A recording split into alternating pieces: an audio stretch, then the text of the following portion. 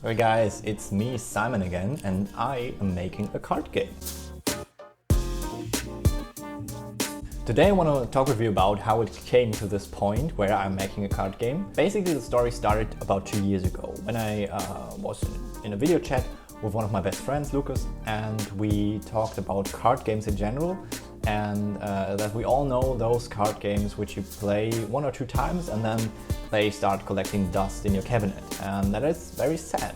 And roughly by the same time the new Age of Empires, Age of Empires 4 came out. I've always been a fan of the series, and I thought it would be a cool mechanic to have a card game working with ages, you know, that affect the cards and the playstyle of the players. And I wanted to call it avant-garde, you know, like a group of pioneers for spiritual, political developments because of the ages, you know, haha, very smart, very funny. But 2 years ago I didn't really have the time or the resources to do anything in that direction. And then, about 7 or 8 months ago, I was on vacation with my girlfriend. And we were on an island called Lanzarote. Actually, I don't know what it is in English. Apparently Lanzarote or something. Oh, if you ask yourself what happened here, I got into a fight and it had to be, what is the English word? Stitched, I guess, stitched. Yeah, whatever. So I was on vacation with my girlfriend, and for the first time in about 10 years probably, I was in an all-inclusive hotel vacation. And this island, Lanzarote, is a fucking moon landscape. You know, it's a volcanic island. There's nothing. There's not a single tree. There's not a single piece of grass. There's just nothing on it. Yeah. So it was super boring, incredibly boring. Yeah. And so you could just stay at the hotel. And of course, then I think we were there about 7 or 8 days. I had a lot of time, and I spent this time developing avant-garde.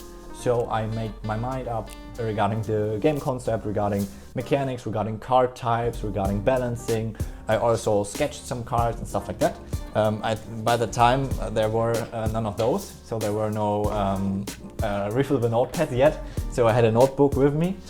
So I wrote the game design document by then. And for me it was important that this game has some sort of replay value, you know, that we prevent the situation of collecting dust in the cabinet, rather having an easy accessible game that also has some sort of depth to make it replayable. Yeah? And beside the age mechanic, yeah, for example Stone Age, Medieval Age, Future, I've introduced role cards. So role cards are given to you every round. The game consists of several rounds, and the role cards affect your playstyle. So you cannot play the same strategy each game, but you always have to adjust regarding your role and of course the other role. Yeah, so a game is for 2 to 5 players, and they play several rounds, and we have this age mechanic and we have this role mechanic.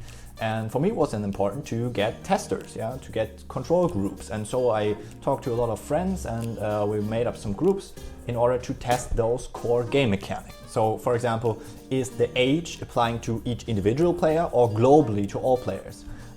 What effects should the role cards have? How are they played? How often can you use them? Stuff like that. So testing really the core mechanics.